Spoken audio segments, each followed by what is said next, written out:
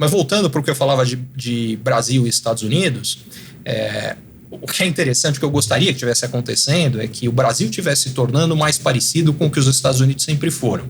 O que a gente está vendo é o contrário. Os Estados Unidos estão ficando mais parecidos com o que o Brasil sempre foi. Então, por exemplo, absolutamente incerto. Uma das coisas que o Trump gosta de fazer você não vai saber o que eu vou fazer amanhã, porque hoje eu faço isso, amanhã eu volto atrás, eu volto atrás porque eu voltei atrás. Então, incerteza. Que, diga-se de passagem, isso explica uma outra coisa. O que brasileiro é bom, o que brasileiro é ruim.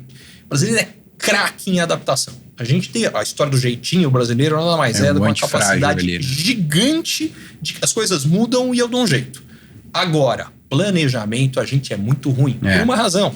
As coisas mudam tanto que a gente não consegue ter horizonte de planejamento. O americano foi treinado no horizonte de planejamento, só que está tendo que jogar no jogo da adaptação agora. Coisa que ele não sabe fazer. Então tá complicado para eles. Outra, o Trump... e essa é outra coisa divertida, porque a gente está num momento que a polarização política nunca foi tão grande. Você tem os ídolos da esquerda e da direita que nunca foram tão infiéis às ideias de esquerda e direita. Vou pegar o Trump como exemplo. Então, o Trump é um ícone da direita. Políticas econômicas do Trump. Ele é a favor de protecionismo. O Reagan, se tivesse vivo e alguém falasse, olha, tem um presidente americano que está com um projeto de taxar tudo, colocar e falar, cara, esses democratas são complicados. Não, é dos republicanos. Não pode, você tá brincando comigo. Não, se bem que o Reagan também, com essa política de guerra às drogas, também aumentou bastante o gasto estatal. Eu ia chegar nesse segundo ponto. Gasto público. O Trump tem... Cara, o déficit americano primário, quer dizer, o déficit não financeiro é 7% do PIB. A gente fala muito do Brasil, é 0,5% o déficit não financeiro. Lá e de um PIB gigantesco. Em dólar. Déficit colossal. Aí você pega a inflação... Não, seguinte, vamos apertar o Banco Central porque ele tem que derrubar os juros mesmo que a inflação esteja bem acima da meta. Quem historicamente aperta presidente do Banco Central é presidente da esquerda. O Trump é o ícone das políticas econômicas da esquerda e é o símbolo da direita. A gente vive um mundo muito louco. É tudo tão contraditório, né? Tá tudo maluco.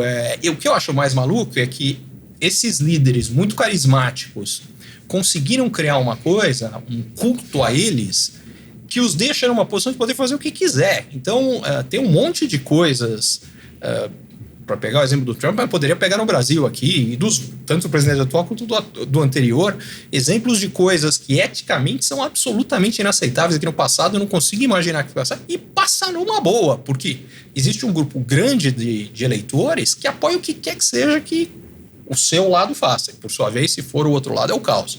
Então, eles conseguiram dividir a população, o que é bom para eles e péssimo para os países. A minha pergunta, voltada para o Brasil, principalmente em 2026, também dá em relação à autonomia do Banco Central no ano que vem.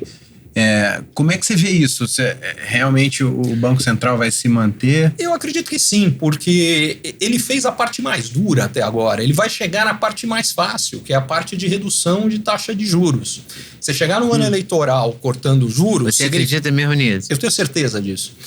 Pelo seguinte, primeiro, a inflação já convergiu para a meta de inflação. Ela vai cair mais. Vai cair mais por várias razões. A atividade econômica está um pouco mais fraca. A outra, o dólar vai continuar caindo no mundo e mais no Brasil. Por que ele vai cair no mundo? Porque é o que o Trump precisa. Na verdade, o Trump tem duas situações que exigem um dólar cada vez mais fraco. A primeira delas é o déficit de contas externas. Quer dizer, por que ele está colocando tarifa em cima de tudo quanto é país? Porque ele quer reduzir as importações. Qual é a outra forma de reduzir as importações e aumentar as exportações? É desvalorizar o dólar. Imagina o seguinte, vamos fazer de conta que essa garrafa chega aqui, para conta ser fácil, por $1. Quando o dólar está a R$6, a garrafa d'água chegou para ser vendida no Brasil a R$6. Se o dólar caiu para 5, agora ela custa R$5. A R$5, eles vão exportar mais garrafa para cá. E o contrário, a gente vai exportar menos coisa para lá. Então você resolve o déficit de contas externas desvalorizando o dólar.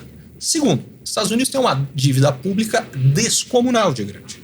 Como é que você reduz o valor real da dívida pública? Deixando a inflação ser mais alta, desvalorizando a moeda. Então, se tem uma coisa que eu tenho certeza, na vida eu tenho poucas certezas, mas uma que eu tenho certeza é o dólar vai continuar perdendo valor. Diga-se de passagem, não por acaso, metais preciosos, ouro em particular, subiram tanto de preço, as próprias criptomoedas, porque é uma forma de defesa, até porque não é só o dólar que está passando por isso, tem outras moedas. Enfim, então o resultado desse negócio o dólar caindo ajuda a gente a segurar a inflação.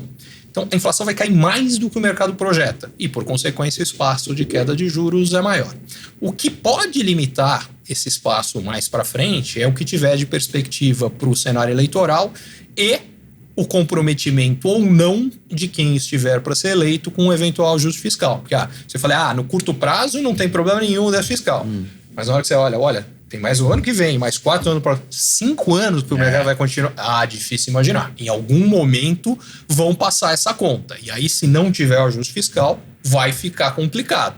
Então, se tiver perspectiva de eleição de alguém que não tem comprometimento com o ajuste fiscal, o espaço de queda de juros vai ser menor. Mas no começo do ano vai ter do mesmo jeito. O Ricardo, a gente esteve recentemente numa fábrica, aliás, na fábrica dessas panelas, que se chama Seraflame, em Rio Negrinhos, Santa Catarina. E o dono da Seraflame colocou muito que eles estão em pleno emprego.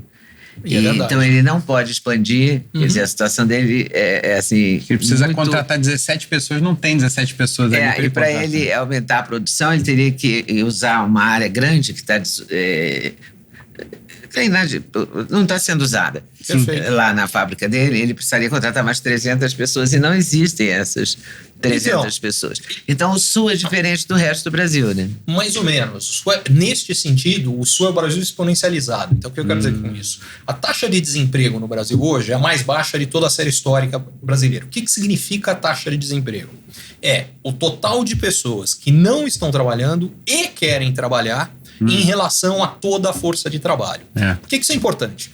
Porque no caso brasileiro, a gente tem uma quantidade de programas sociais muito significativa, maior do que em qualquer outro país que eu conheça.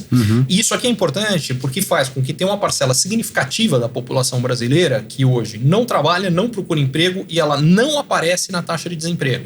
Ela é considerada fora, porque o critério, isso é internacional, é igual no mundo inteiro.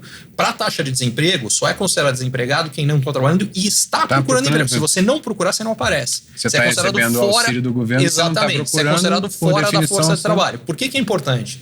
A gente tem, se for pegar no cadastro único, tem 70 milhões de brasileiros. No Bolsa Família tem uns 55. E tem 15 milhões do Bolsa Família que não trabalham, não procuram emprego e não estão e não aparecem na força de trabalho. Então, por que isso é importante? Porque o pleno emprego porque essas pessoas que estariam procurando emprego se não estivessem com o programa social, elas não estão. E aí eu acho que é uma discussão que a gente tem que ter no Brasil. Eu, pessoalmente, sou absolutamente favorável à existência dos programas sociais e absolutamente contrário a como eles funcionam no Brasil. O que significa isso? A gente, sim, deveria ter programas sociais, mas tem algumas regras. Regra número 1, tem limite.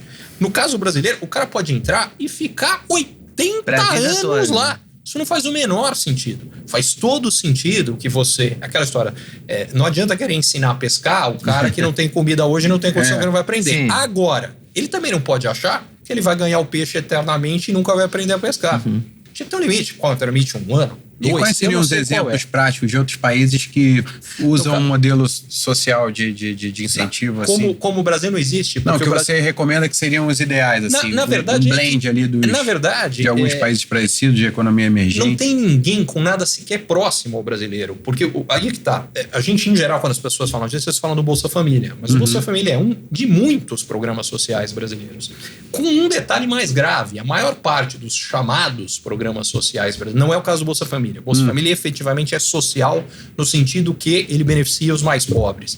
Mas a maior parte dos programas que nós chamamos de sociais no Brasil, na verdade, beneficia os mais ricos e não os mais pobres. Isso não é palavra minha. É um estudo. Assim?